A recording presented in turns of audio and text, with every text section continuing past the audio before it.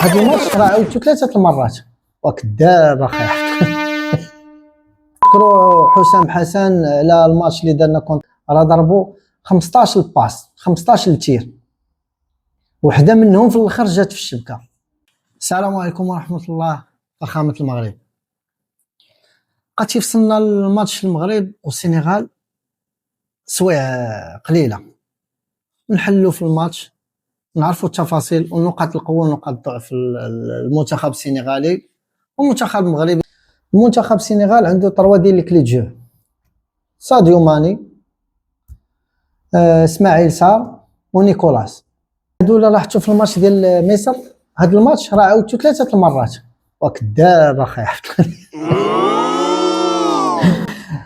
هاد الماتش بقيت تنعاود نحلل فيه حتى طحت على لي بوين فيبل و لي بوين فور ديالو. فكروا حسام حسن على الماتش اللي درنا كونتر السنغال اللي خلانا نشوفوا الهجوم ديال السنغال، فهمتي، باش نعرفوا نقاط القوه ونقاط الضعف ديالهم.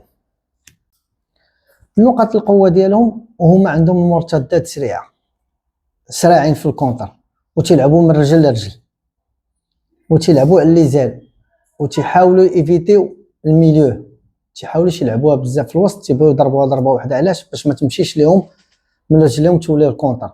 وكونتر المغرب ما يلعبوش هكا.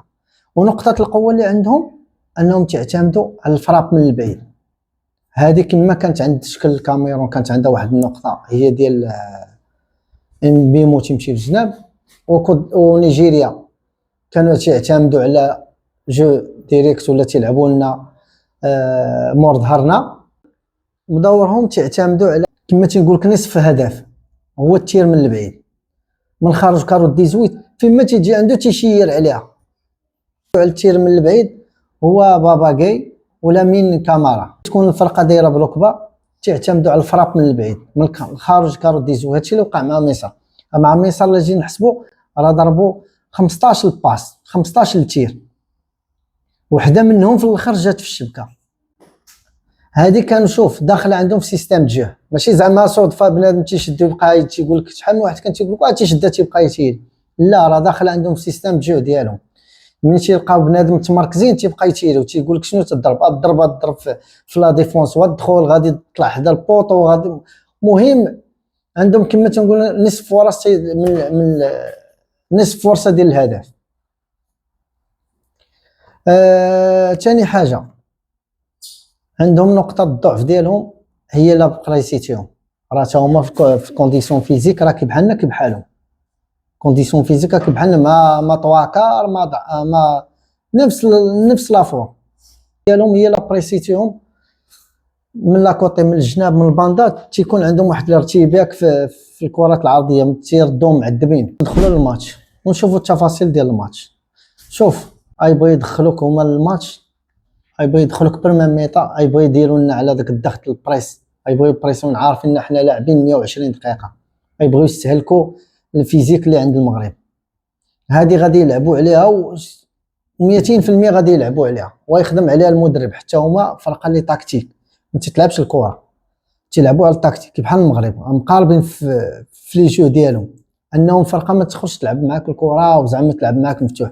حتى هما تيعتمدوا على الشيمه ديال التاكتيك وتنضبطوا. حتى هما عندهم انضباط تكتيكي. قلتي لي واحد الحاجه تتسمى عنده خدمه، هاد الخدمه ديرها انت، هاد الخدمه دير هاد الخدمه، داكشي علاش يمشيو بعيد.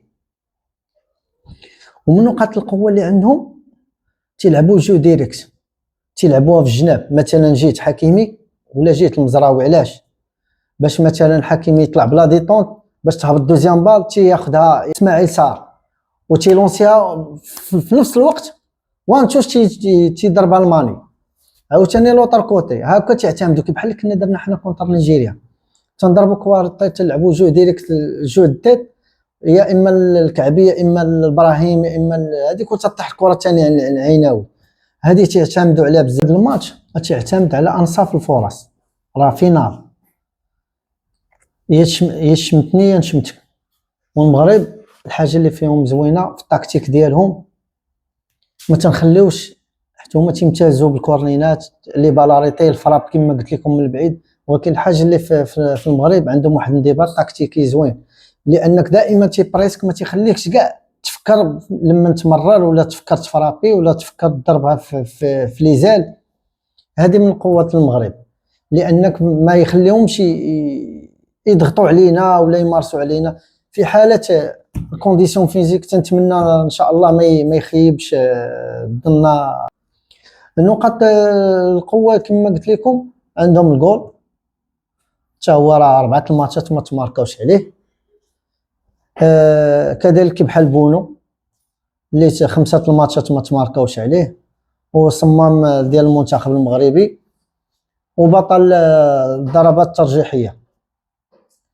المواجهات بيناتنا عندنا افضليه عليهم في الانتصارات ما بين الفرق بجوج. العامل اللي يكون العامل الارض ديالنا غيكون الجمهور. غادي نديروا عليهم واحد الضغط، لان السنغال ما تستحملش الضغط. ثاني حاجه عندهم واحد القوه اللي هي لاريال غوش، الحاج مالك ديوف اللي حبس داك النهار صلاح، لبسو الجيلي، وقف صلاح. فكرني في صلاح فاش لعب كونتر باريس سان جيرمان، وقفوا ميندي، طالع معاه هابط معاه كونديسيون فيزيك واجد. هذاك غادي يكون عاوتاني مع ابراهيم دياز. اذا خاصنا دائما ندوبلو عليه باش نعذبوه، ما نخليوش يبقى يتمركز مع ابراهيم بوحده. وكما قلت لكم النقاط ديالهم هي نقاط القوه ديالهم هي في المرتدات.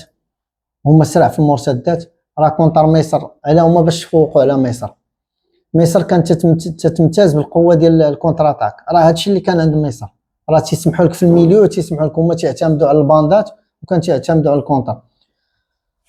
حبسوا لهم الكونتر باش تعرف عندهم مدرب انتيليجون تيفكر. حبسوا لهم الكونتر، حبسات مصر. مي حنايا عندنا بزاف ديال لي كلي ماشي بحال مصر. عندنا لي بالاريتي، عندنا لي دريبل، الدراري في الديال مزيانين. ونتمنى الحاجه اللي تنتخوف منها انايا الدراري هي الشونجمون اللي تيدو دابا. الدراري راه عارف فيزيكمون شويه ما سا مارش با. لي بونتيش اللي تيدخلوا ما تيقنعوناش بصراحه. نتمناو ان شاء الله ما يخيبوش الظن ديالنا الدراري ديال لي بونتوش، حتى هما اللي غادي يحسموا الماتش. اكثرين انا ما كرهتش يتحسم الماتش في بريمير ميطا باش تا الدراري الحاجه اللي زوينه فيهم هما تينزلوا الايقاع، هما تيطلعوا الايقاع. المغرب هذه هو لافونتاج اللي عندهم، تيطلعوا الايقاع وقت ما بغاو، تيهبطوا الايقاع وقت ما بغاو، ما تيخليوش الفرقه هي تجيري الماتش. هذه نقطه تضاف للمنتخب المغربي.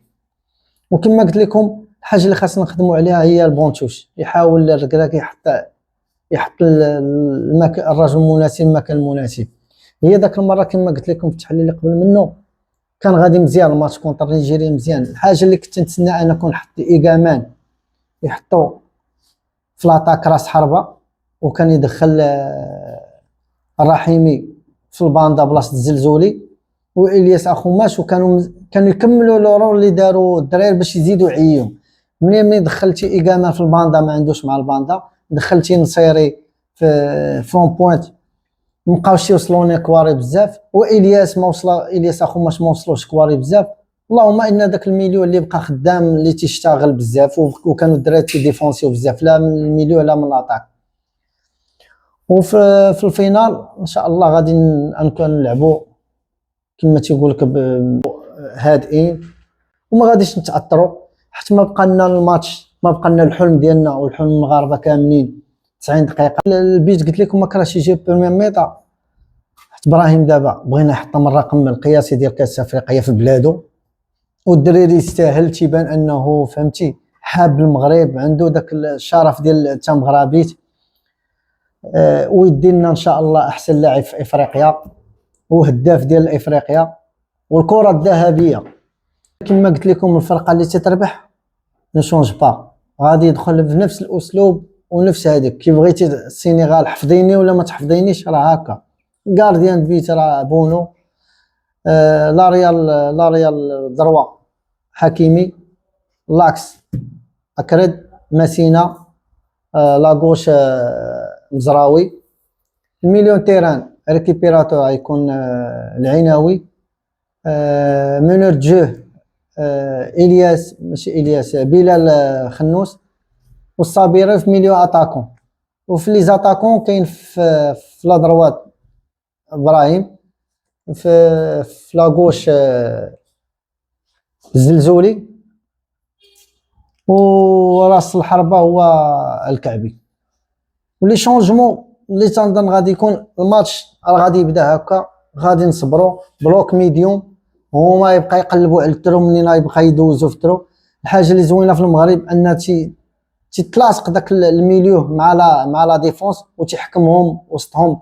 اللي تيحكمهم العيناوي، هو العيناوي اللي تيسويتشي بعينه من هنايا وتيسويتشي بعينه من هنا. ولاطاكون عاوتاني حتى هي عاوتاني ملاصقه مع الميليو. غادي حنا بحال كومشين لاشين، لا ديفونس ملاصقه مع الميليو مع لاطاك. ما كاينش منين دوز، الزغبه ما عندهاش منين دوز.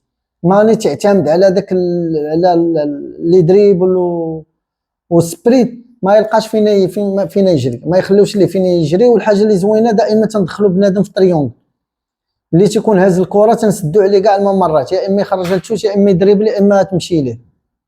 وهذه تتحتاج مجهود بدني قوي، ولكن الدراري فاصلهم مع النهائي 90 دقيقه ولا 120 غيحطوا اللي في قلبهم، وبينوا انهم رجال وبغا يجيبوا، بغا يفرحوا المغاربه. الله ما يكون لهم المورال ديالهم.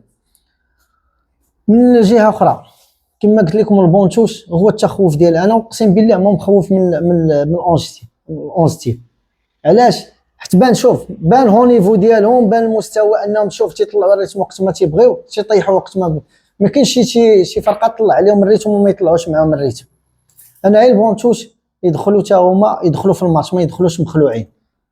اي كفاره انك لاعب في بلادك ما عندك لاش تخلع، دخل تكمل داك المسؤول. داكشي علاش تنتمنى انا البيت يتماركا بريمير ميطا. ويمكن عاد نزيد لك داك المقطع دابا فاني. كنتمنى علاش نتمنى نزيد وامنيه ديالي انايا وتكون حتى الامنيه ديالكم نتوما، نشوفوا جوج ديال الكيران باش الحقاد لا عزاء الحاقدين يشوفوا الكار اللي تيقول لكم مقطعينه، يشوفوا الكار حنا مقطعينه. ما كرهتش اقسم بالله العلي العظيم من الفيدراسيون ولا من الحكومه من الدوله يديروا لنا داك الاحتفال ديال فرقه السكيتيوي هازه حامله كاس العرب، وفرقه الركراكي حامله كاس افريقيا بجهد الله يا رحمن يا رحيم. والناس كاع فرحانين. الكار الاولاني فرقه ديال العرب، الفرقه الثانيه في افريقيا، باش يعرفوا فخامه المغرب. السلام عليكم.